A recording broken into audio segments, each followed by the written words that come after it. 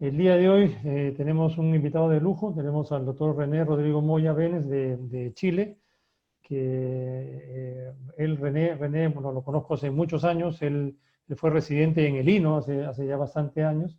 Él es profesor adjunto de oftalmología de la Universidad de Chile, actualmente jefe académico del Departamento de Retina y Oculogenética del Servicio de Oftalmología del Hospital El Salvador, un hospital de gran renombre, no solo en Chile, sino en Latinoamérica.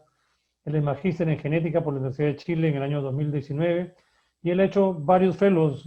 Hizo el fellow de retina in vitro en la Fundación Oftalmológica Los Andes, donde yo también estuve hace muchos años, en el año 2006 al 2007. Luego hizo el fellow de retina in vitro también en el Murphyside Hospital en Londres en el año 2009 al 2011. Y después hizo otro fellow de retina médica y de uveitis también en el Murphy en el año, creo que 2011 al 2012. Y tiene otros diplomados y tiene muchos otros, otros cursos y títulos que ha tenido a lo largo de todos estos años. Él ha publicado, tiene muchas publicaciones. De hecho, recuerdo que en un club Just Bonan él presentó un trabajo sobre aceite de silicona y complicaciones, y nosotros ahí en el grupo Pacores lo tomamos la idea y nos copiamos de su trabajo, y nos gustó mucho ese. Y tiene muchas publicaciones y tiene muchos capítulos en libros, y está muy activo, y le gusta mucho esta la parte genética en oftalmología, que para nosotros es bastante novedad, ¿no? Pero para él no tanto, y nos lo va a explicar. Ya estuve hace un tiempito, nos dio un curso también de esto, lo estuve escuchando, y ahí hace fácil esta parte de la oftalmología que a veces es muy interesante, pero que no todos la entendemos bien, ¿no? El día de hoy René nos va a hablar sobre el manejo de distrofias retinianas hereditarias en la era postgenómica. Quiero agradecer también a la BOFTA, a Laboratorios Oftálmicos, por su auspicio, y con su parte de Sofía, ¿no? Así que René, te dejo. Muchísimas gracias por estar con nosotros. Muchas gracias, doctor Roca, por la invitación. Para mí es un honor estar con ustedes esta tarde-noche. Y bueno, espero ser lo más claro, didáctico y preciso y atenerme al horario de este simposio. Voy a abrir acá. Parece que no se ve.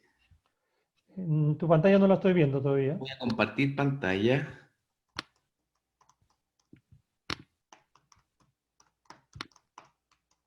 Ahora sí. Ahí sí, ¿no es cierto? Sí, Voy a... Ahí. Ahí se ve, ¿no es cierto? sí, se ve muy bien. Muy bien. Vamos a hablar sobre distrofias retinales hereditarias en la era postgenómica. Bueno, en primer lugar, para situarnos, ¿de qué estamos hablando cuando hablamos de la era postgenómica?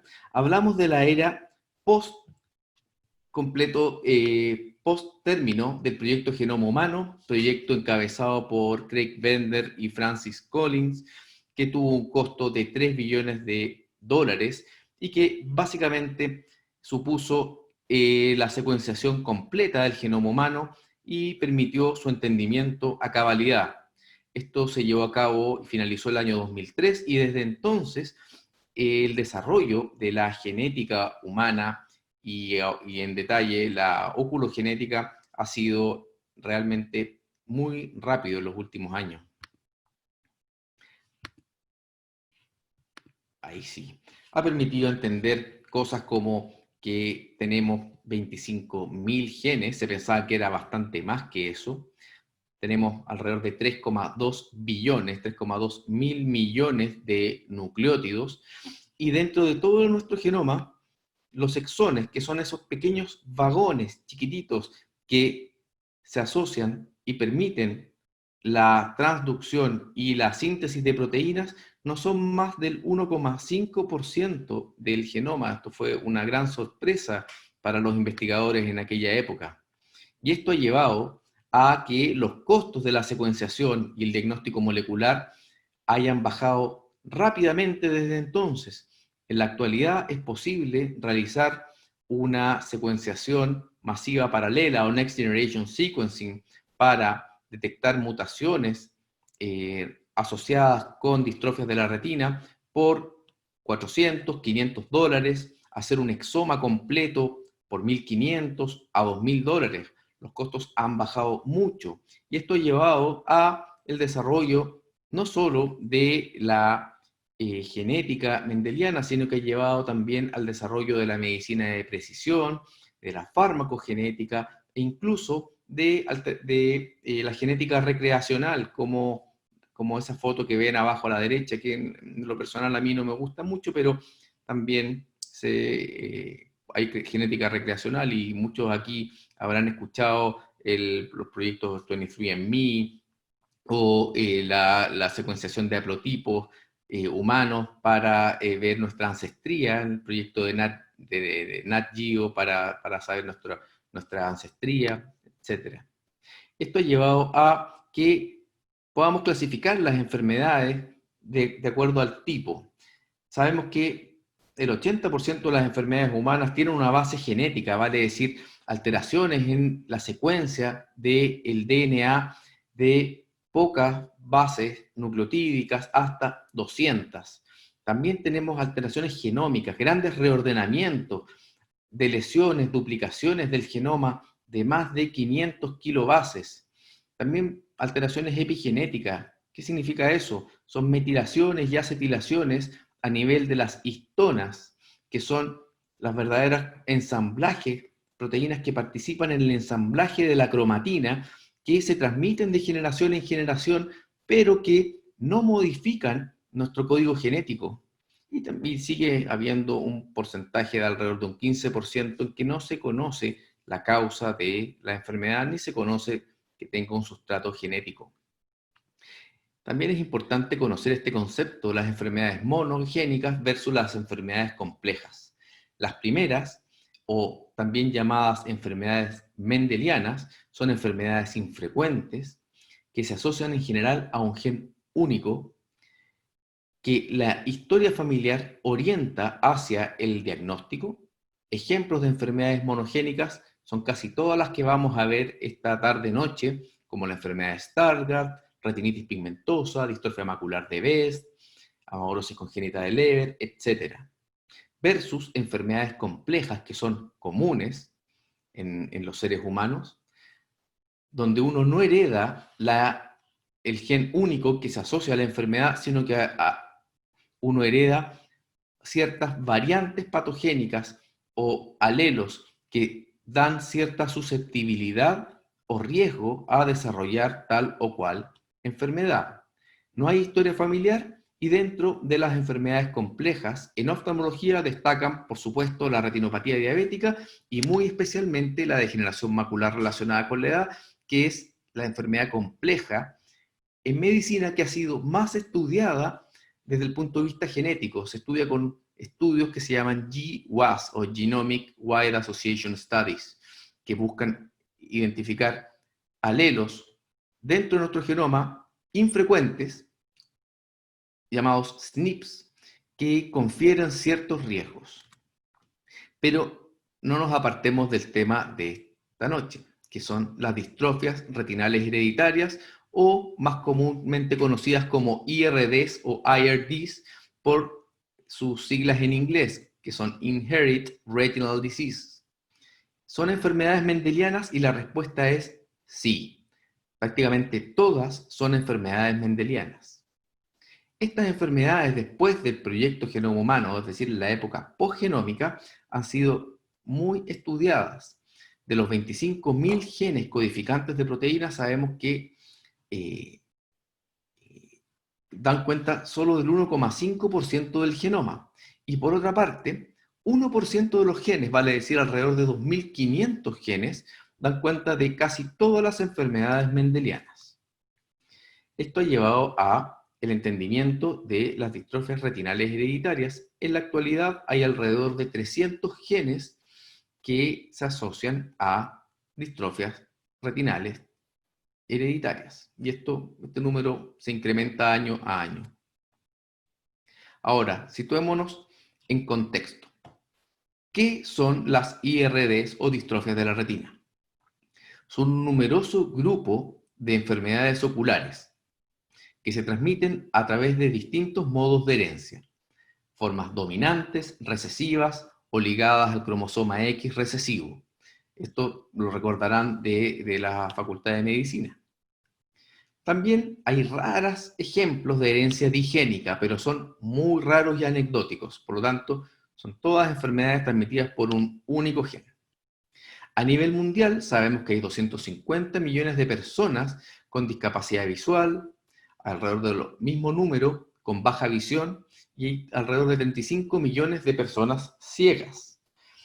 Pero la relevancia de las distrofias de la retina es que, si bien da cuenta de un porcentaje bajo de ceguera y discapacidad visual severa, los pacientes afectados suelen ser pacientes jóvenes o en edad laboral, con cegueras irreversibles, generalmente irrecuperables y que los acompaña durante toda la vida. Y ahí su relevancia. También es importante saber cuáles los porcentajes y el número de personas con ceguera y discapacidad visual en nuestros países. En Chile al menos tenemos 630.000 personas con discapacidad visual. Mediante algoritmos bioinformáticos se ha podido establecer en forma reciente la prevalencia de distrofias de la retina recesivas, que serían alrededor de 1 en 1.380 personas o 0,007%, y de portadores asintomáticos. Casi un poquito más de un tercio de la población mundial portaría al menos una variante patogénica de distrofias retinales hereditarias recesivas. O sea, estamos hablando de números muy grandes de la población. En el mundo habrían 5,5 millones de personas con distrofias de la retina y 2,7 billones de personas asintomáticas. Esto considerando las formas de penetrancia completa y también las formas de alelos hipomórficos. Ejemplo típico es la enfermedad de Stargardt, en donde una variante, si bien puede ser patogénica, no necesariamente el sujeto portador de las dos variantes patogénicas va a manifestar la enfermedad. El sello más característico y la principal característica distintiva de las distrofias de la retina es esta, su heterogeneidad. De hecho, la retinitis pigmentosa es la enfermedad humana más heterogénea. Sabemos que hay más de 300 genes, como mencionamos anteriormente, asociados a distrofias y 4.000 mutaciones. Esto da cuenta de la gran variabilidad clínica. Aquí tenemos algunos conceptos importantes. El primero es de la heterogeneidad genética. Vale decir, distintos genes pueden asociarse a un mismo fenotipo. Es así como mutaciones en el gen de la rodopsina o en el gen RDSP pueden asociarse al mismo fenotipo, que es una retinitis pigmentosa autosómica dominante. Y no solo estos dos, sino que hay alrededor de 28 genes que se asocian a formas dominantes de DRP. Por otra parte, más de 30 genes se asocian a formas recesivas de retinitis pigmentosa. Y la heterogeneidad alélica es lo mismo, pero asociado a las variantes patogénicas dentro de cada gen que se asocian al mismo fenotipo. Y tenemos más de 4.000 variantes patogénicas. Por otra parte, hay un concepto que es la heterogeneidad fenotípica o clínica, que da cuenta de las variantes dentro de un mismo gen que se asocian a un diferente fenotipo.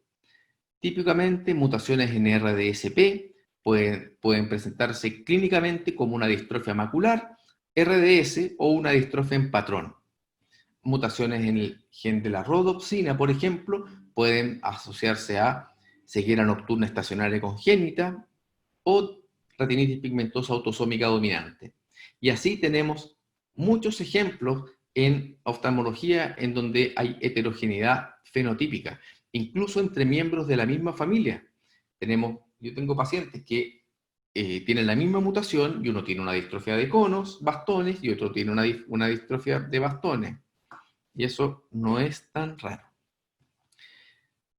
Por eso, siempre, como clínicos, debemos integrar una historia familiar adecuada, hacer un adecuado genograma o pedigrí, el fenotipo o la clínica, que en distrofias de la retina y en oculogenética es muy importante, que debe incorporar necesariamente análisis estructural de la retina, OCT macular, autofluorescencia, un laboratorio de electrofisiología, campo visual de Goldman, y todo eso sumarlo a el diagnóstico molecular o genético, muy relevante. Acá tenemos, por ejemplo, un genograma en donde en azul vemos que las mujeres son portadoras y vemos en rojo los pacientes afectados que son, como vemos ahí, todos de sexo masculino. Entonces aquí sabemos que este genograma o pedigrí es típicamente de herencia recesiva ligada al X, ¿no es cierto? En contraste con un genograma de este tipo, en donde hay 4 generaciones afectadas, no hay salto de una generación a otra, y la frecuencia de enfermedad es 50 y 50 entre sexo masculino y femenino. Esto es un genograma típico de formas dominantes. Si a esto le integramos, como mencioné, la caracterización fenotípica con exámenes como el OCT, la electrofisiología, la autofluorescencia, aquí me falta el Goldman, podemos ya hacer diagnósticos exquisitos y precisos, como esto, por ejemplo, una distrofia macular asociada a diabetes e hipoacusia de herencia mitocondrial, el famoso MITS. Por otra parte, la tercera pata de esto es el diagnóstico molecular. Algunas de las distrofias retinales, los genes más frecuentemente mapeados, por ejemplo, RC1 en el cromosoma X, se asocia fenotípicamente a la retinosquisis ligada al X, todos conocen este cuadro, una maculopatía en sol de mar, en prácticamente el 100% de los casos, asociado a una esquisis periférica, en la mitad de los casos generalmente de predominio inferior. Mutaciones a nivel del gen ABCA4, que es bien conocido, un gen grande en el cromosoma 1 de 50 exones, se asocia clínicamente con distrofia de Stargardt, aunque también puede presentarse en formas recesivas de retinitis pigmentosa y distrofias de conos y bastones. Entonces, esto es importante, tenemos que manejar como clínicos que nos dedicamos a la genética ocular un diagnóstico genético y clínico. Por ende, cuando hablemos de malatia levantinense o Doyne's honeycomb o drusas dominantes, que es lo mismo, sabemos que estamos hablando de mutaciones en fibulina 3 o FMP1, que es lo mismo. Distrofia macular de Sorsby, en TIMP3. Cuando hablamos de distrofia en patrón o distrofia macular RDS, sabemos que podemos tener mutaciones en rodopsina, en RDSP, etc. Cuando hablamos de distrofia de retinitis pigmentosa dominante, tenemos que pensar en 26 genes y tenemos que conocer la prevalencia de cada uno de ellos. Lo mismo en Usher, retinitis en ceguera nocturna estacionaria congénita, etc. El diagnóstico genético clínico lo tenemos que andar trayendo siempre presente. Por ejemplo, formas en retinitis pigmentosa, las formas dominantes se asocian a 26 genes, del cual el más común es rodopsina, otros comunes es RP1, RDSP, IMPDH1, formas recesivas ligadas al X, tenemos alrededor de 36 genes, y hay pocas características fenotípicas que nos orientan hacia el gen, sin embargo, existen algunas, como mutaciones a nivel de este gen CRB1, que es muy típico por lo menos en Chile, y nosotros creemos que en Sudamérica. Y las formas ligadas al cromosoma X, que son principalmente mutaciones a nivel del gen RPGR, que da cuenta del 80% de las formas ligadas al X, y también de RP2. Vamos a hablar un poquito más en detalle de RPGR porque hay un ensayo clínico importante al respecto. También hay que hacer mención de que junto con el progreso en la era postgenómica del desarrollo de la genética, el desarrollo a nivel de la morfología, de la anatomía y de la fisiología de la retina ha llevado al entendimiento de estos distintos mecanismos de daño. Hemos entendido mejor que nunca la fototransducción y los genes implicados, el ciclo visual, entendemos mejor que nunca la fagocitosis de los segmentos externos, el desarrollo de la retina, la estructura del cilio conector, del fotorreceptor y del splicing del RNA mensajero. Y así podemos catalogar distintos grupos de genes en distintos mecanismos patogénicos de enfermedad. Y entender, por ejemplo, que por lo menos en retinitis pigmentosa, estos son los mecanismos que pueden producir la enfermedad y estos son los genes en cada uno de esos mecanismos que causan la retinitis. Y así podemos, por ejemplo, este es un esquema un poquito antiguo para entender el ciclo visual.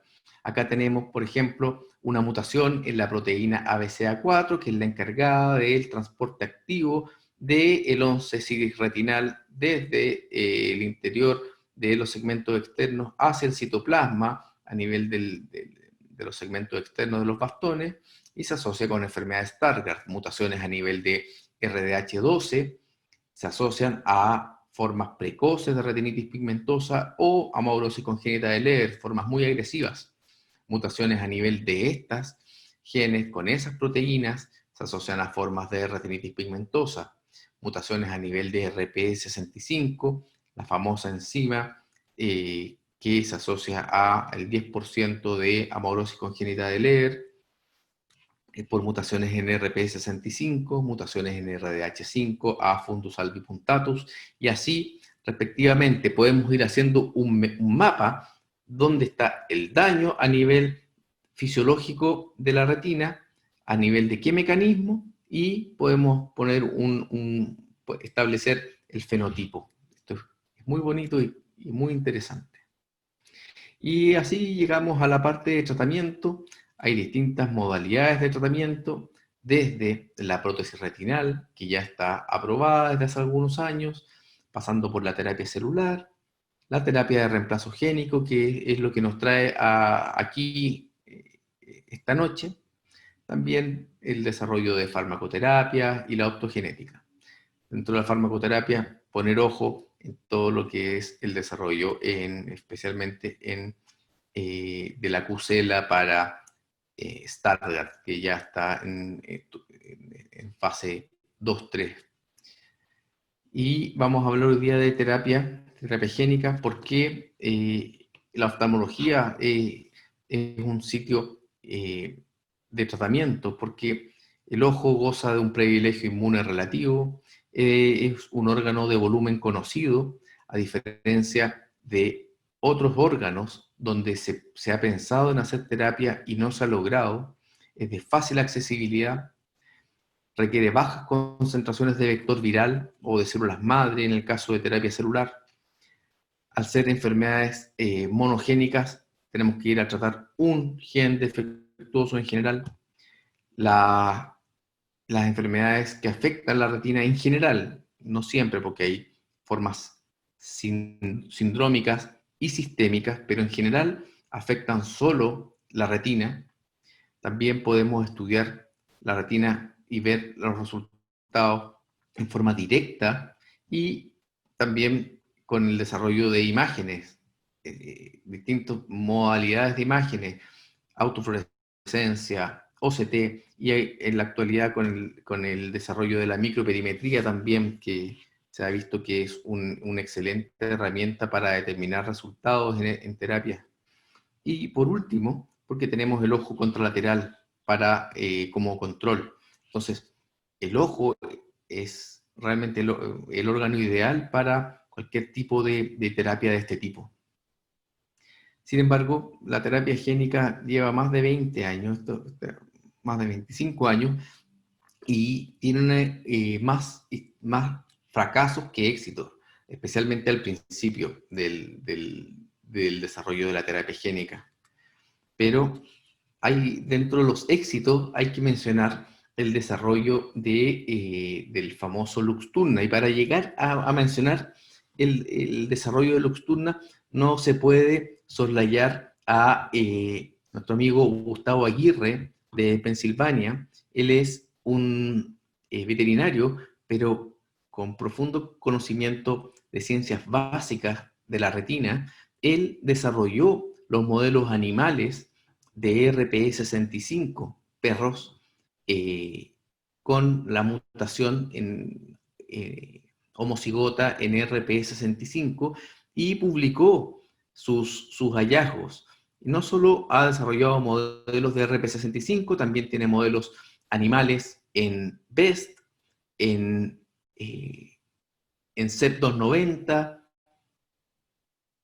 entre otros. No recuerdo qué otros modelos animales tiene, pero son muy interesantes.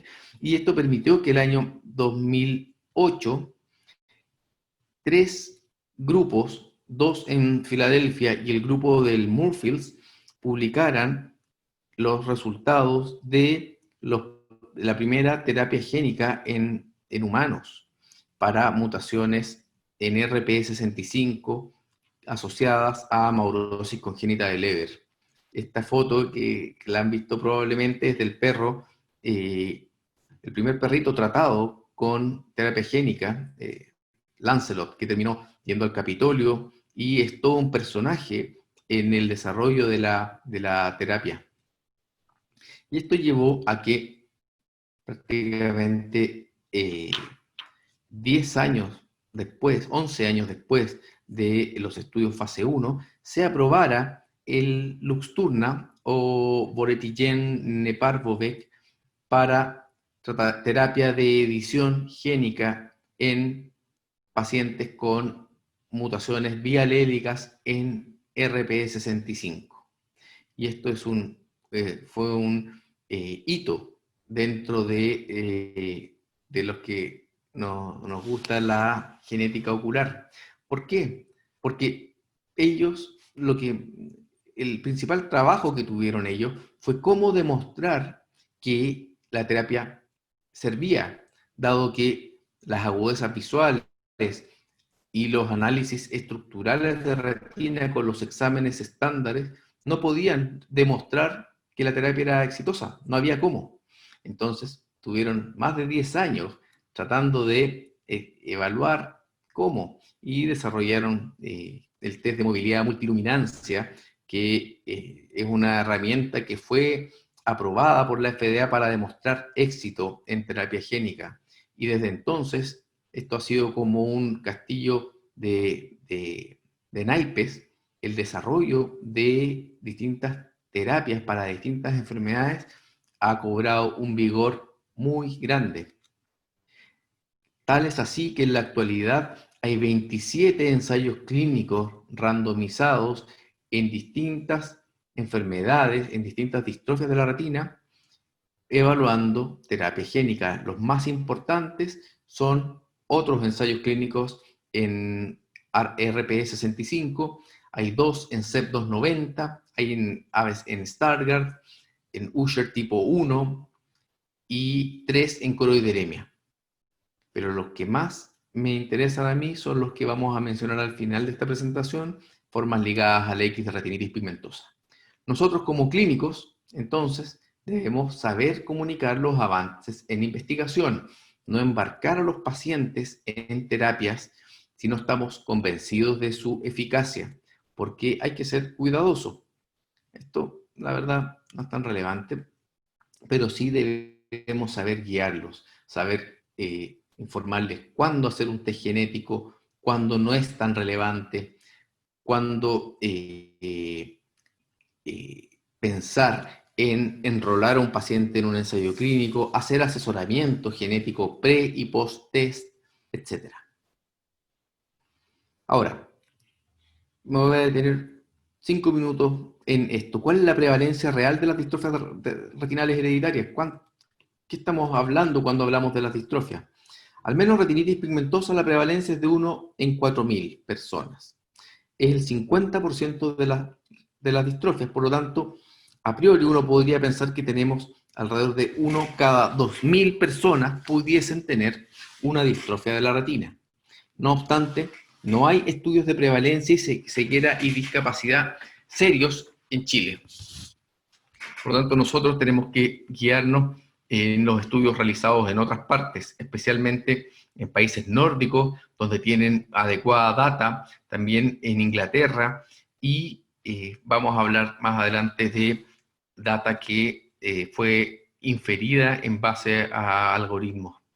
También es importante lo que está abajo, que hay diferencias importantes entre poblaciones. Por ejemplo, la famosa mutación P23H, efecto fundador, que da cuenta de casi el 20% de las retinitis pigmentosas en Estados Unidos. Nosotros, en una revisión importante de 13 familias y alrededor de 40 pacientes en Chile, no encontramos ninguna.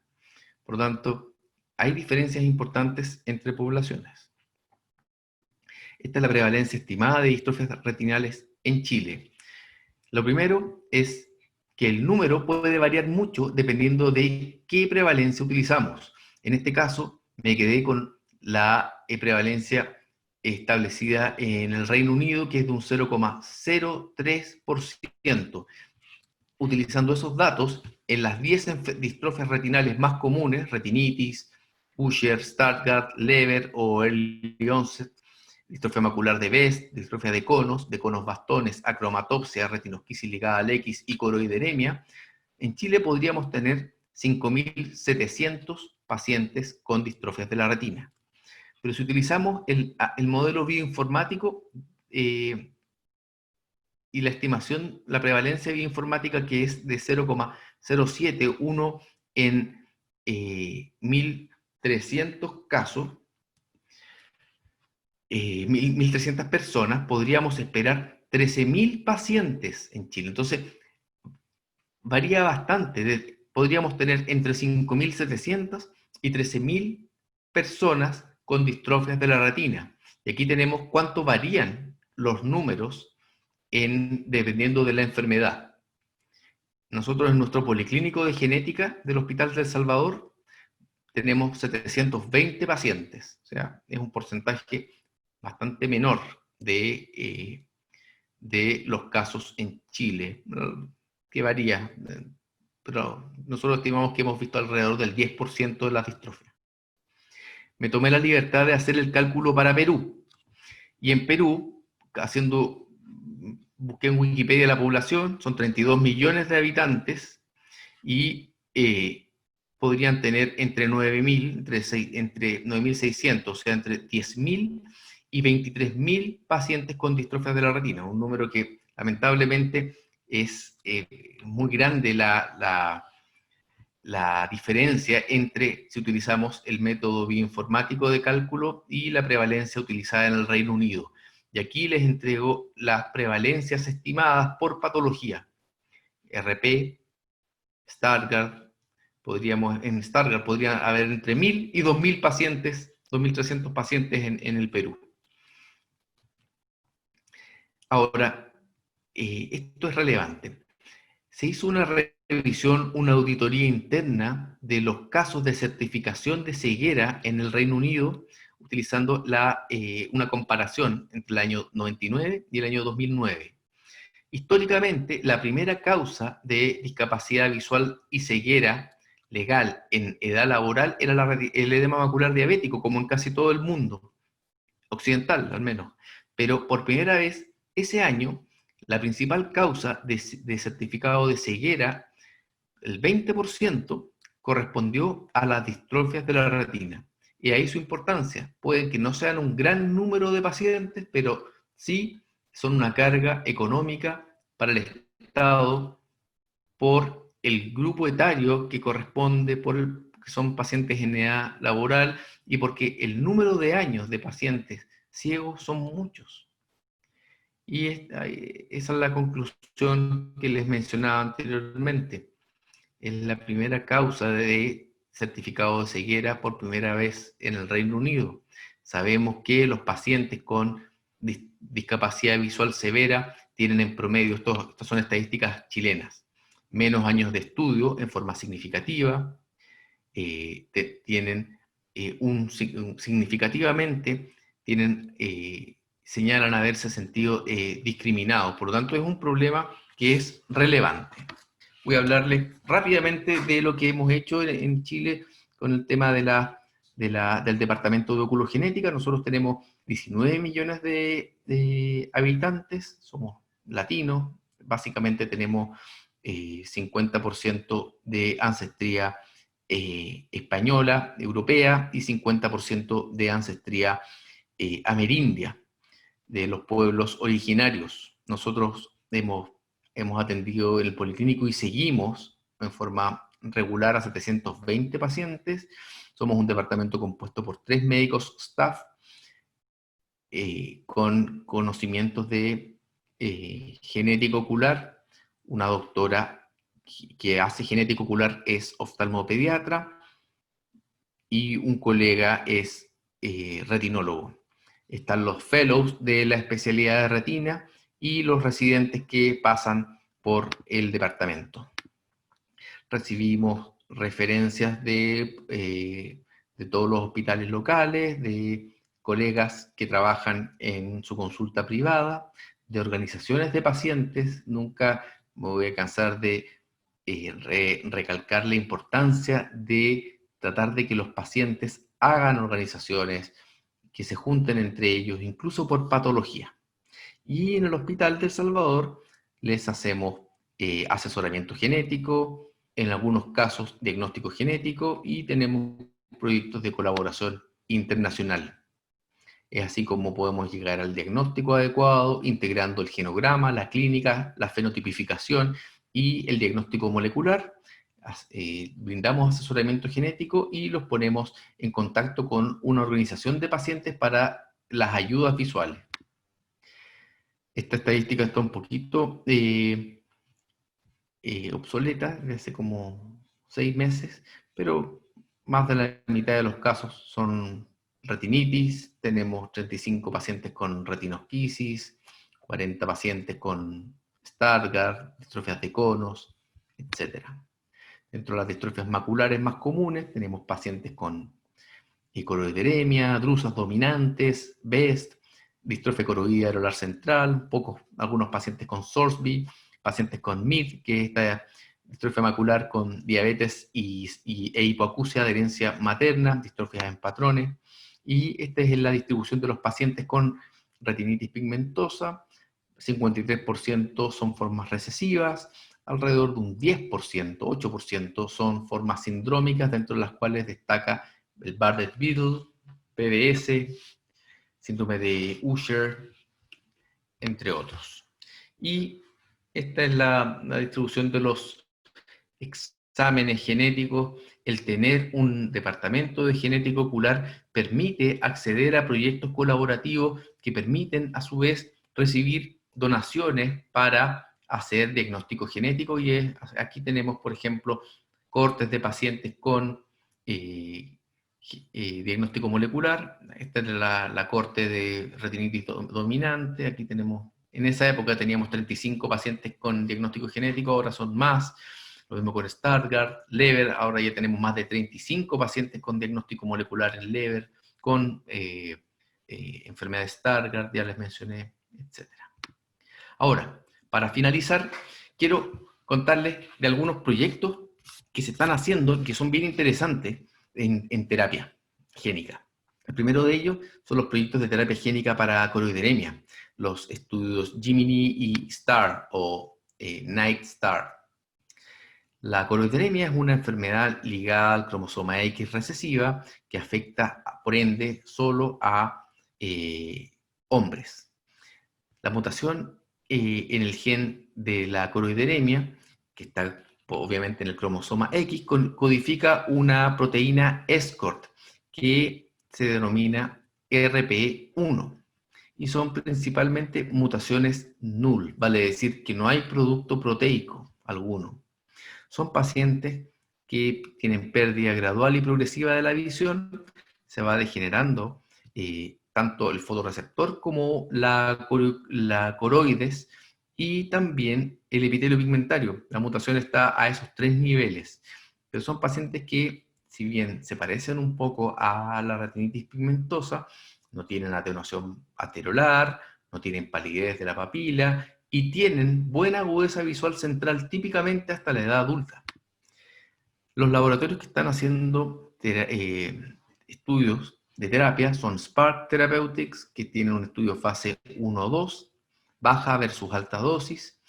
El laboratorio Biogen, que está haciendo un estudio fase 2, el Gemini, tratamiento bilateral para pacientes con buenas visiones, y Biogen también, un estudio fase 3, que es la fase STAR, ¿ya? Que la fase NIGHT era la fase de historia natural, por eso se llamaba NIGHT STAR. Y aquí se trata solo un ojo, el ojo contralateral, solo se observa, y son pacientes típicamente con agudezas visuales de 20-40 a 20-200, que son randomizados a 3 grupos, al grupo control, de baja y de alta dosis. Acá tenemos el diseño del estudio, dosis alta, baja, grupo observación y los outcomes. El principal outcome es, o resultado, es la agudeza visual al año, y los outcomes secundarios son todos los exámenes de imágenes que incluyen, además de los estándares de autofluorescencia y OCT, la microperimetría. Tenemos 6 pacientes chilenos reclutados para este estudio en coroideremia. Esta es una diapositiva, gentileza del doctor Carlos Mendoza, del Bascom Palmer, y que demuestra que hay un 21% de pacientes que tienen una hiperrespuesta, o sea, 3 líneas de agudeza visual de ganancia, y estos grupos con hiperrespuesta, bueno, como mencioné, corresponden al 21% versus el 1% de los no tratados. Por otra parte, los pacientes tratados tienen menos riesgo, 50% menos de riesgo de pérdida de agudeza visual, de más de 5 letras. En el grupo tratado hay un 6% de pacientes que pierden 5 o más letras al año, versus un 13% en el grupo observación. Acá tenemos la autofluorescencia y la microperimetría de 2 pacientes, en la línea de base, o sea, antes de la terapia y después de la terapia. Vemos que el paciente 1, en la izquierda, vemos aquí una estrellita en el sitio de inyección del vector adenoasociado, y vemos que no hay cambio, pese a que se levantó la retina, se indujo un desprendimiento de retina de forma artificial. Tampoco hay cambios en la microperimetría al mes, y esto es lo mismo en el paciente 2. Básicamente, hay una preservación de la isla de autofluorescencia y de la sensibilidad retinal medida por la microperimetría en pacientes con coroideremia sometidos a la inyección del vector adeno-asociado. También, esto para mí es más relevante aún, porque la retinitis pigmentosa ligada al X es muy común. Entre el 10 y el 20% de todas las formas de retinitis pigmentosa son ligadas al X.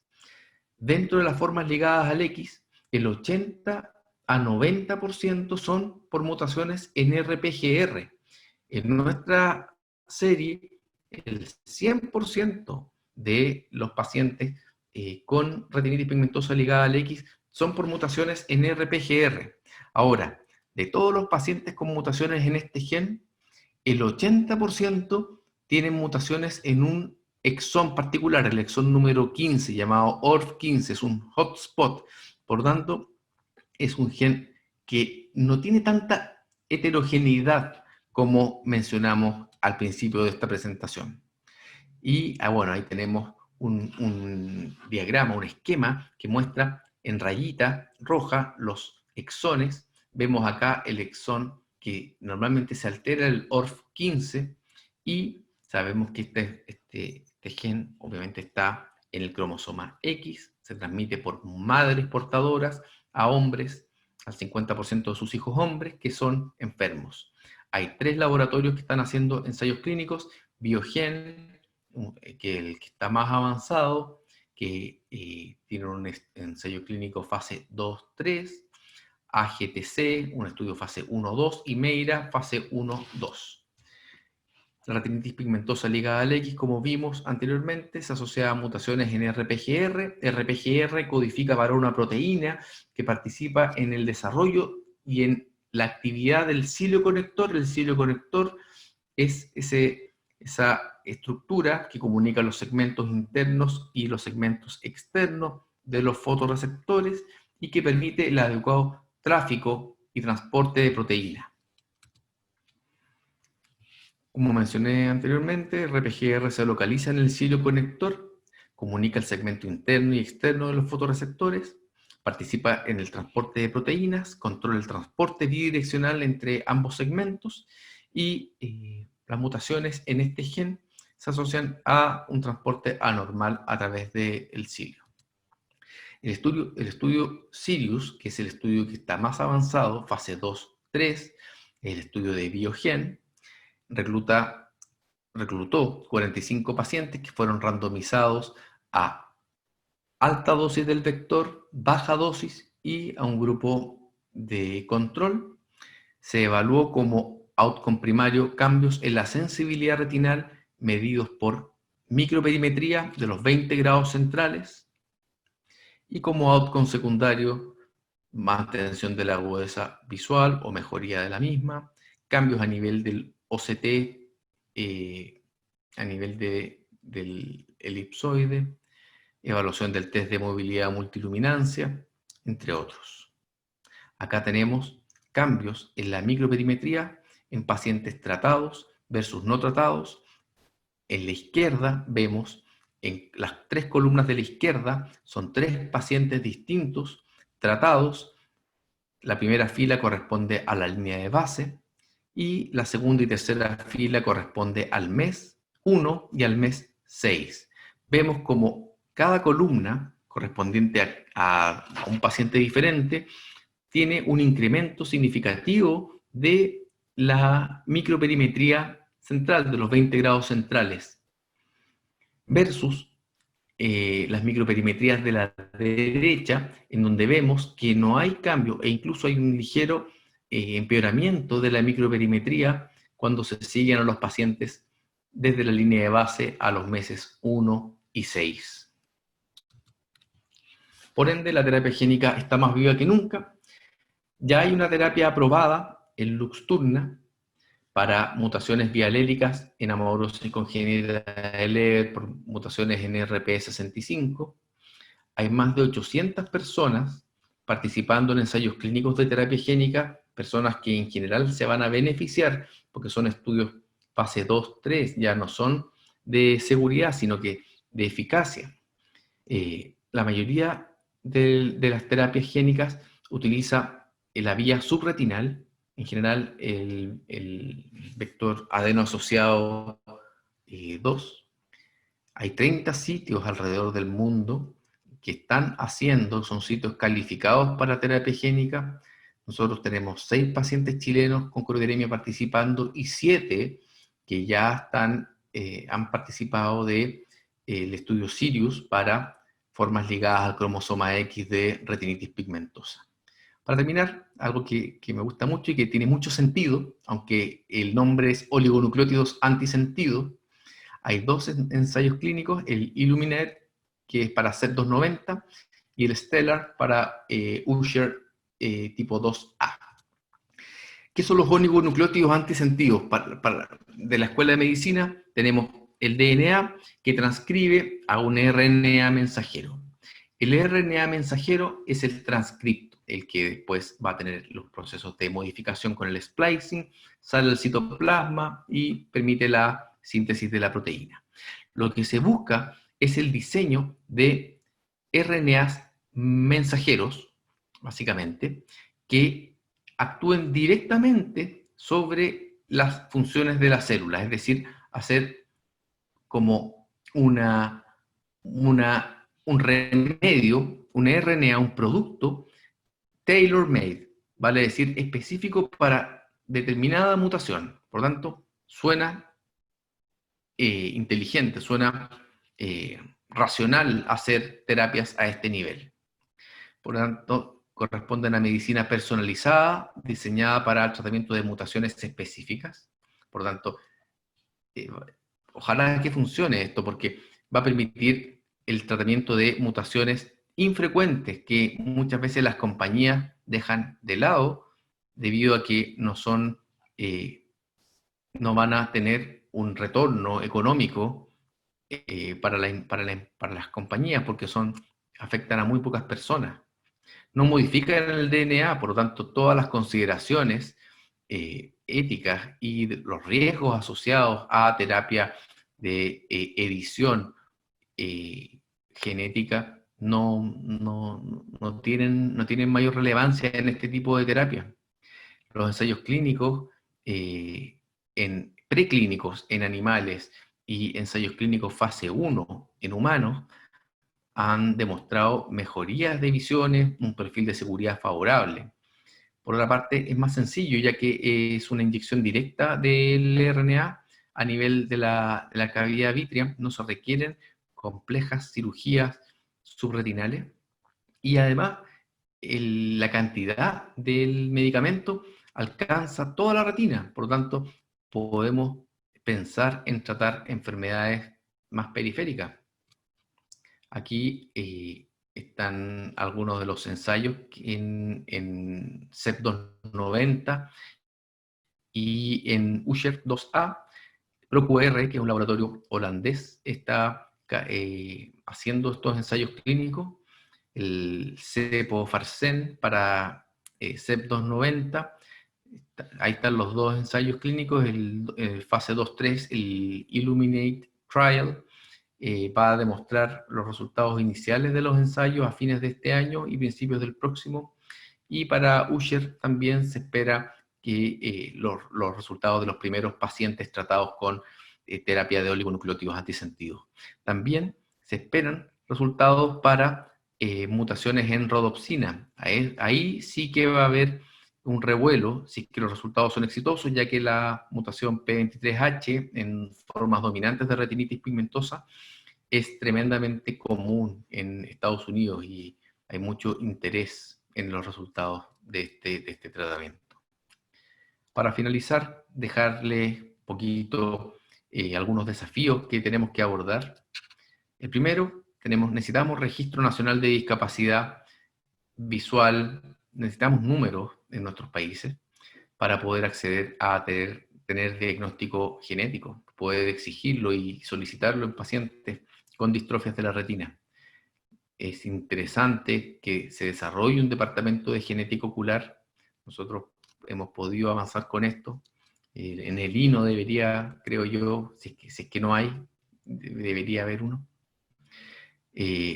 Desarrollamos una comunidad latinoamericana llamada PANIR, Pan American IRTs, que nos juntamos los días lunes en la tarde a hablar de casos interesantes de distrofias de la retina, y hablamos también de algunos temas de genética.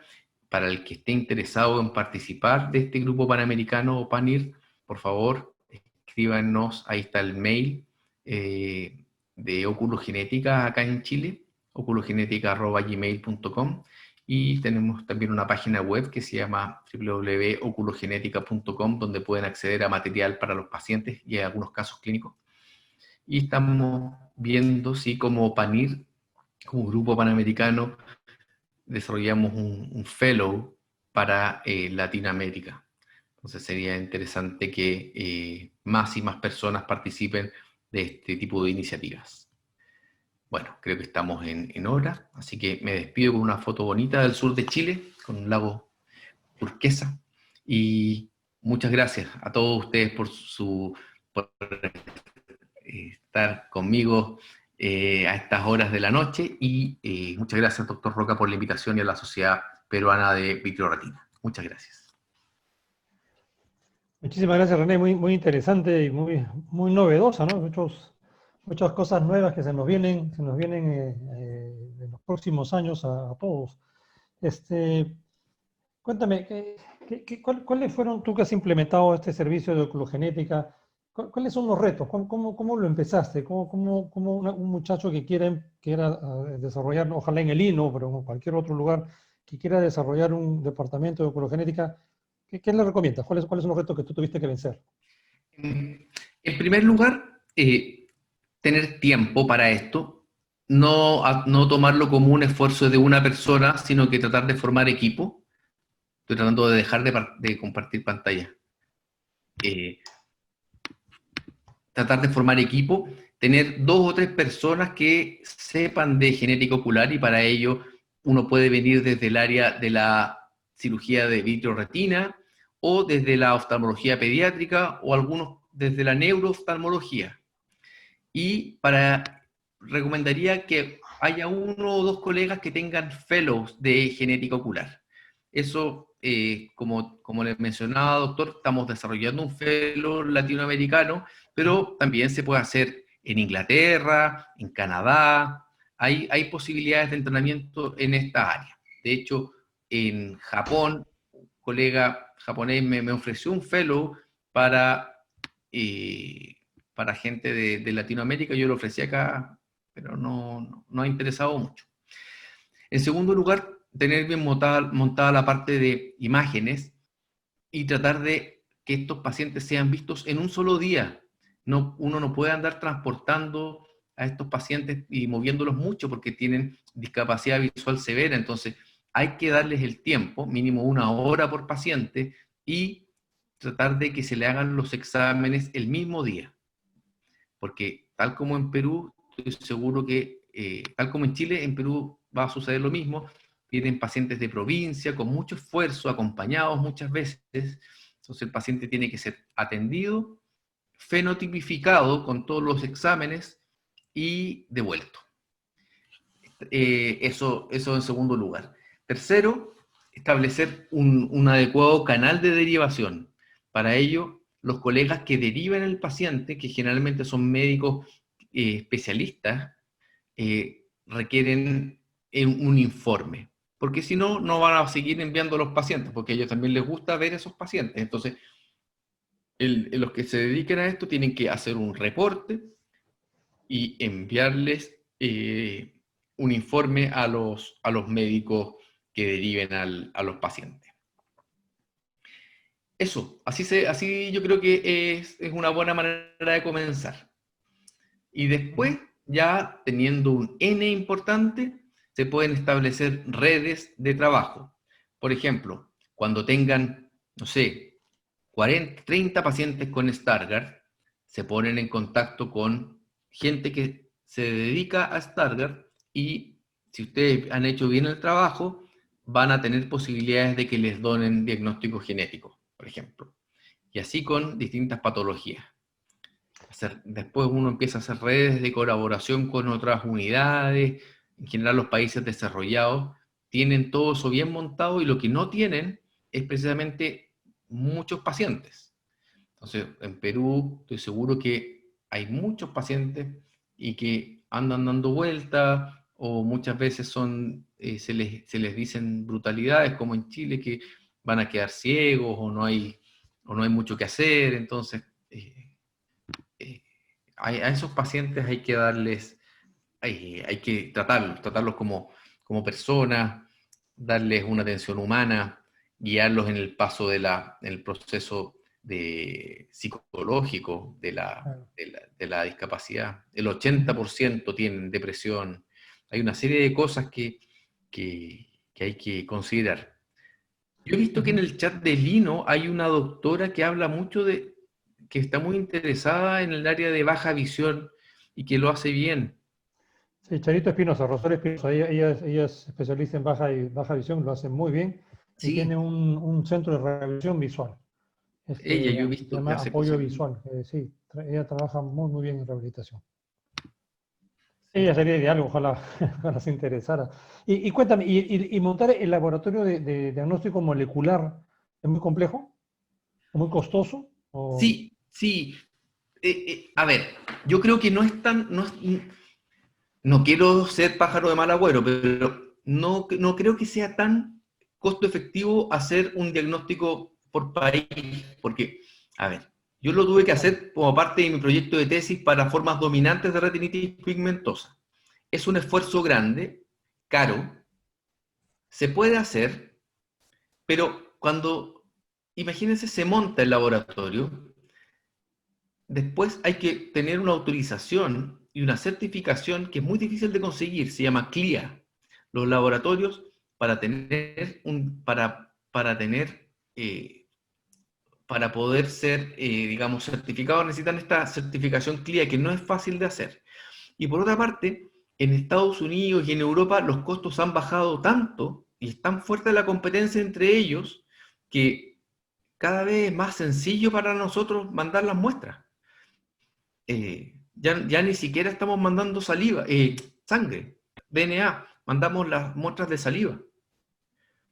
Entonces, Mucho más sencillo, claro. es muy sencillo, pero como un proyecto universitario, en una enfermedad particular, no sé, tal vez hay un hotspot en alguna parte de Perú, no sé, de retinosquisis ligada al X, por ejemplo, y hay alguien que quiera establecer un proyecto en RC1, claro, se puede hacer. Alguien que secuencie solo ese gen. Sí, Claro, pero lo más interesante es tener los canales para mandar, para tener el contacto donde mandar, ¿no? Y cómo mandar las exacto. muestras. Eso es lo más importante, más que desarrollarlo uno, ¿no? Ujú. Este, sí, pues interesante, está muy interesante y sí, yo creo que la terapia génica es el futuro en todas estas enfermedades hereditarias y en otras enfermedades también no hereditarias que vamos a tener muy pronto, ¿no? Este, interesante, no sabía esto de la terapia con oligonucleótidos antisentido. Muy interesante, muy claro, suena, como dices, suena lógico y bueno, ojalá que llegue a buen puerto, porque eso sería una Sí, revolución. Va a ser un tratamiento mucho más sencillo que los adenovirales que hay que ponerlos debajo de la retina, ¿no? sí, Entonces, ojalá que lleguen a buen puerto. esperemos que así sea. Eh, ujú. No sé si alguien que está participando tiene alguna pregunta, quiere participar.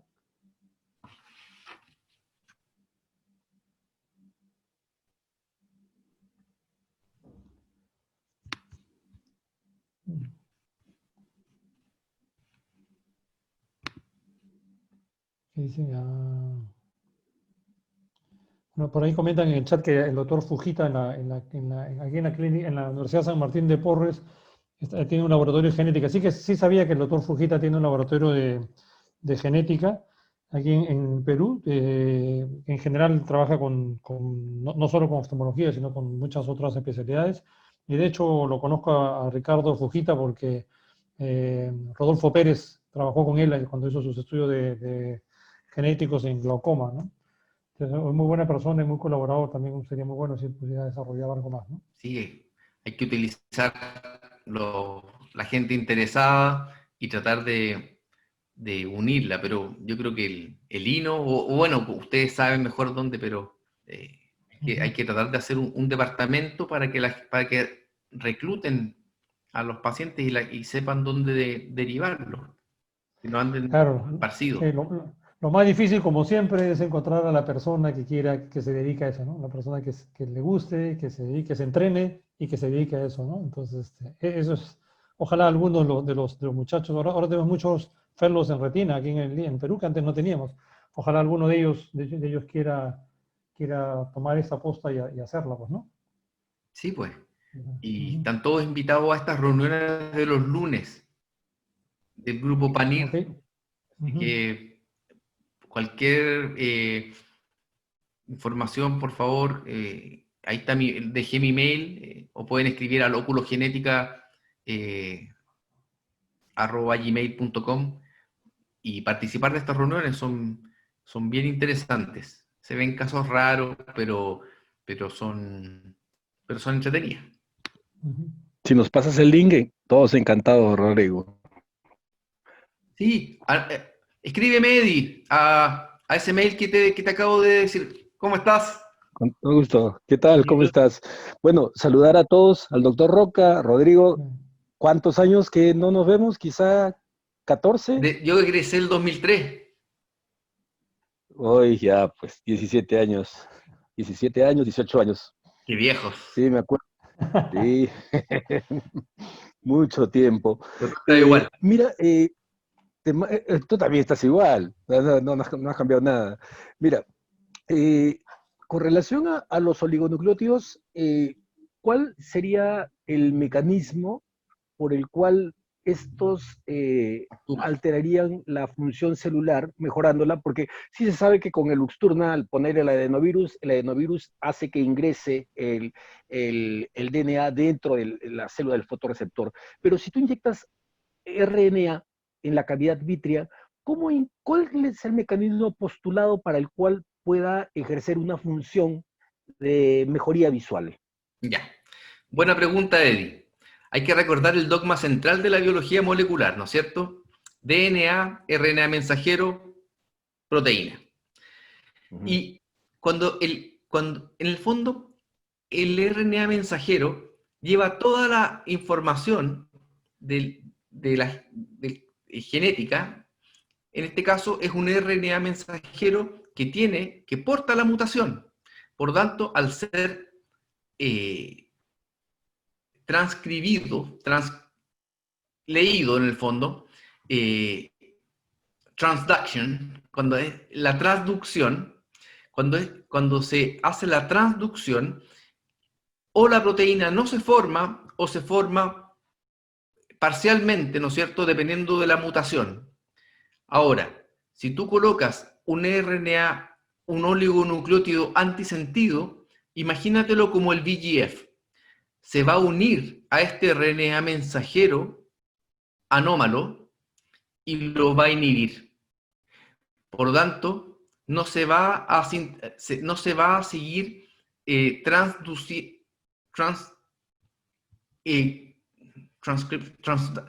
a seguir traduciendo la proteína anómala. Se va a unir igual que el VEGF al RNA mensajero patológico. Ese es el mecanismo de acción, Eddie.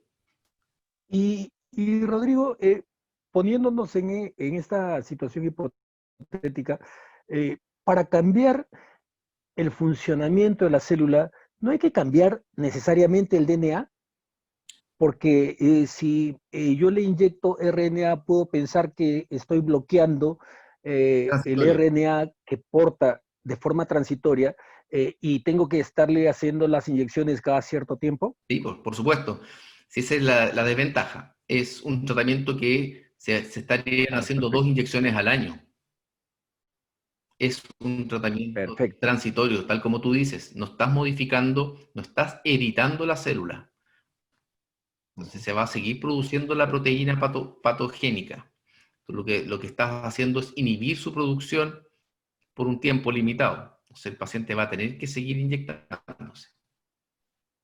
Perfecto, Rodrigo. Esto va a ser bueno para los retinólogos. Sí, por supuesto.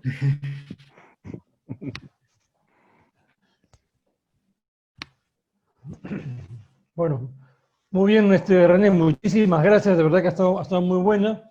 Lo que pasa es que como estos son temas nuevos y que no conocemos mucho, la gente está media que no quiere participar mucho, pero...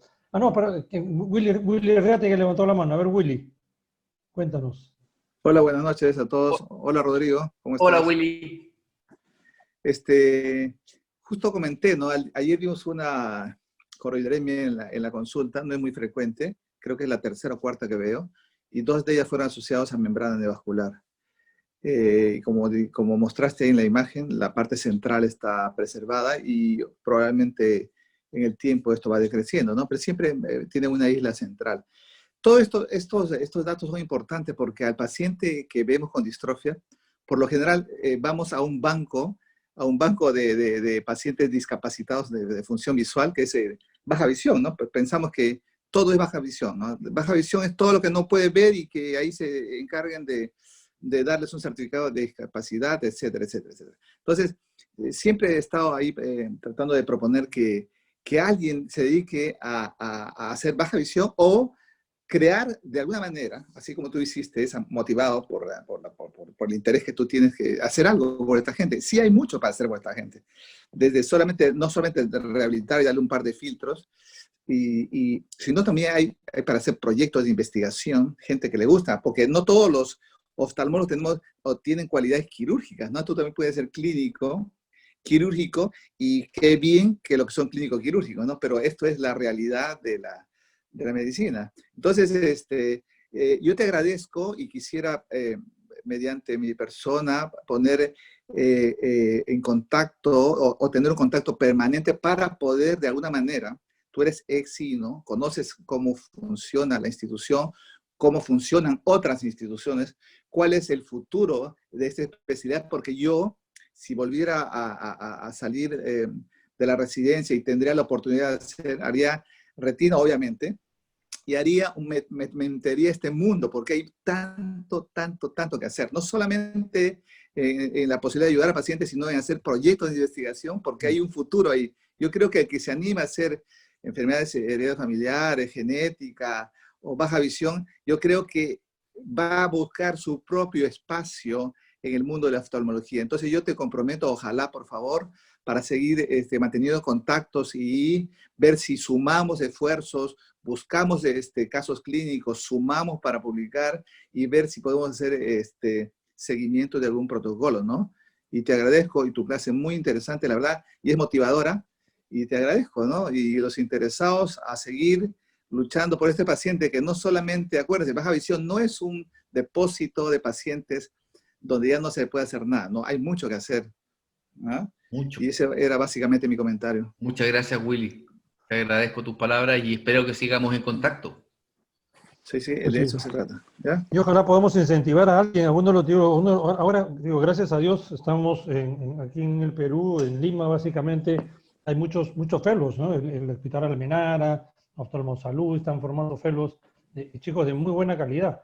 Y alguno de ellos, pues, que se interesa. Y había una doctora que recién terminó haciendo una fellow de Renzo Cañote, la doctora Harumi Moreira, que estaba interesada en estos temas. Ojalá que tenga la gana de continuar y que tenga el apoyo para desarrollar estos temas y ojalá tener un laboratorio de estos, no un laboratorio molecular, pero uno de genética, ¿no? Genética en retina, sobre todo aquí en Lima, ¿no?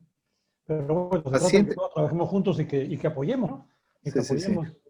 Pacientes hay, Tono, pacientes hay, Rodrigo. Sí, lo que pasa es que cómo lo canalizamos. Entonces yo creo que hoy día es un punto de partida, el día 0 o el día 1, como queramos llamarle, para que de aquí en adelante empecemos a hacer algo. Primero aglutinar, censar, buscar nichos de estos pacientes, clústeres, ¿no? Y ya hay antecedentes porque hemos hecho estudios de retinosis pigmentaria, hemos buscado por lo menos la ubicación, se ha visto genética en glaucoma. La autora marroquí está interesadísima. Lo que pasa es que no hay que diluir todo el entusiasmo. Yo creo que hay que canalizar. Lo que tú has caminado va a cortar distancias. Lo que hemos visto va a cortar distancias. Y juntemos un grupo de gente, si quieres hacemos un chat paralelo, donde podemos empezar a dar las primeras pautas y empezar a darle armar el grupo de trabajo, buscar un hospital referente, buscar un responsable, aglutinar la patología más frecuente estadísticamente, haciendo diagnósticos situacionales, viendo quiénes tienen más chance de incorporarse a estudios que al final del estudio demuestren que sí valió la pena hacer algo, ¿no? Yo creo que, bueno, no sé, alguien tiene que comandar, yo creo que tú, Rodrigo, vas a ser el que cree un grupo de trabajo para empezar a dar pasos de menos a más y juntar toda la gente interesada, independientemente de la especialidad. No creo que todo retina, yo creo que está desde oftalmología pediátrica, ya que se deje de llamar estrabismo, como le dije una vez a Juan Carlos, que se llame oftalmología pediátrica, porque desde ahí empezamos a ver la historia natural de muchas enfermedades, ¿no? Cómo ya está marcado ese niño por el antecedente heredofamiliar y cómo se va comportando en el tiempo. Eso nos va a alimentar y vamos a cambiar mucho la historia natural de enfermedades que se pueden de alguna manera modificar en el tiempo. Entonces, yo creo que ahí está la piedrita, la primera piedra, y empezamos a trabajar, pues, ¿ah? ¿Qué te parece? Me comprometo. Muy bien, Uri. Excelente. Okay. No sé qué más Tono puede soplar. Yo estoy totalmente de acuerdo, eso de aglutinar esfuerzos y trabajar en conjunto y desarrollar algo. O sea, sí deberíamos tenerlo, te digo, pero lo más importante es encontrar a la persona que tenga las ganas de hacer esto y que tenga la capacidad de hacerlo y bueno, y todos apoyarlos, ¿no? Al comienzo un grupo, ¿no? Sí, el grupo, pero lo que pasa es que tiene que haber una persona, tiene que haber un lugar donde Entonces, canalizar los pacientes, quién les va a mandar la muestra de salida. Llamen a alguien para hacer el fellow del PANIR, o si quieren partir antes, pueden mandar a alguien a Santiago. En el hospital lo recibo feliz, encantado. Perfecto, mira, ¿viste? Ya salió esta propuesta, mira. Entonces hay que buscar la persona interesada, joven, ojalá, ¿no? Que tenga energía, que tenga tiempo, disposición, un par de años. Yo creo que la enfermedad, estas heredofamiliares, o que antes le llamaban retina médica, creo que no dura 2 años, yo creo que es mucho más, porque es un tema de buscar casuística, porque no muchos casos se ven con frecuencia, como sabemos, pero tenemos ahí al doctor Juan Manuel Jiménez, que escribió un libro ahí, que lo tiene, y que nos puede ayudar. Entonces, juntar gente que conoce el tema. Ahí está el doctor Ábalos, con su experiencia en electrofisiología, y todos, ¿no? O sea, podemos nosotros, yo creo que lograr dar un giro total a lo que son esas enfermedades que al final los estamos marginando, pudiendo hacer muchas cosas. ¿Eh? Ujú. Así es. Muy bien. Muy bien. Ok. Bueno, yo creo que hasta ahí Todo lo que ha estamos, ¿no? ocasionado Rodrigo, excelentísima charla. Sí. Disculpe, doctor, que lo haya interrumpido, pero No, no. no quería dejar de felicitar a quien alguna vez fue mi guerra inferior, en realidad puede volver nuestro profesor. No, De, nada, siempre voy a ser de agradecido. todos nosotros, de verdad que sí, todos nos ha dado una nosotros. clase. Sí, Calichín Mayor, muy- Calichín Mayor. Sí, No, Cali. no, y de verdad que nos sentimos todos orgullosos del Calichín desarrollo que has Master. tenido con eso. Claro, entonces, No, increíble. excelente, ¿No excelente. es cierto? Nos motiva, Sí, nos buenísimo, motiva. buenísimo. Ujú. No, no. Así es. ¿Qué Gracias, más Rodrigo. agradecido estoy yo de Lino? Ujú. Me dio mi profesión. Así es. Agradecido. Bueno, bueno, René, oye, muchísimas gracias. Yo creo que aquí ya terminamos. Muchas gracias espero invitarte pronto a otra Encantado, charla. doctor Roca. Y nos veremos por ahí. No nos vimos este año en Conan, pero ya nos veremos en otro congreso por ahí. Sí, pues. Así que muchas gracias por estar con nosotros esta noche. Ha sido un honor tenerte y hemos aprendido mucho de ti. Gracias a todos los que han participado, gracias a la BOFTA. Y bueno, buenas noches. Cuídense, sigan cuidándose todos. Que Chao, estén muy chao. bien. Gracias. Chao. Chao, Doctor chao. Muro. Chao. Saludos. Chao, Nos Rodrigo. vemos. Chao. Chao, Eri.